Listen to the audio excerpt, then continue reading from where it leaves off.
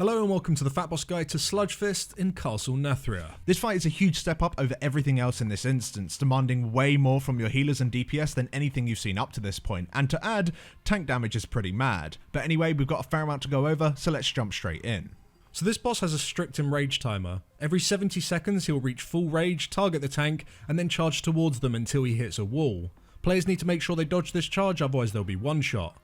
When he hits the wall, he'll begin to deal lethal raid-wide ticking damage, however hitting one of the 4 pillars in the room will instead stun him for 12 seconds and increase the damage he takes by 100% over that time period. This also deals a large burst of damage to the entire raid and applies a permanent light ticking dot that increases for each pillar that has been destroyed. So when he focuses you as a tank, you'll want to direct him towards a pillar, and the fight repeats until all 4 pillars have been destroyed, and then you'll have to kill him before he charges for a 5th and final time.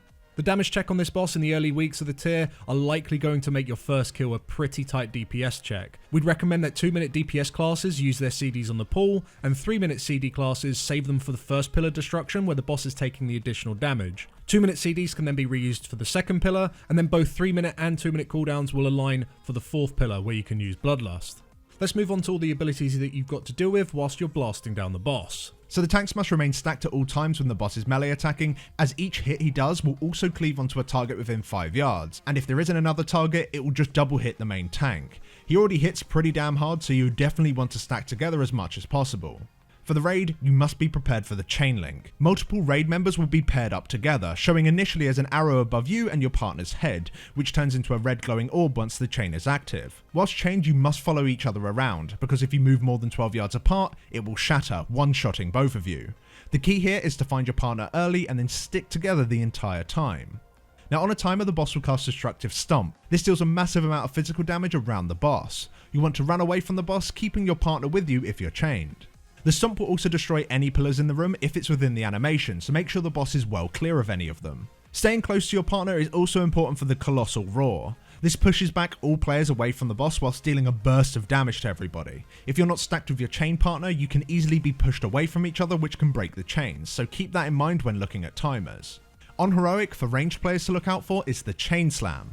This is a debuff on a single player that will root them before gripping them towards the boss and deal massive damage split between all players within the targeting circle. To make this damage survivable and less bursty on the raid, you want a large amount of your raid to soak them. We assigned all currently chained players, so no chains are accidentally broken, as well as any mobile DPS such as hunters and mages to soak them every single time. Last to mention, and probably the thing you're going to struggle most on, is the Falling Rubble. These zones will spawn under players half the time, and the rest of the time they'll just spawn in a random location close to the boss. They deal a burst of damage and will stun anyone hit. Typically these spawn after a chain slam, a raw knockback, or when a pillar is destroyed, and as a result you need to be particularly careful when you dodge them, as you'll otherwise be comboed.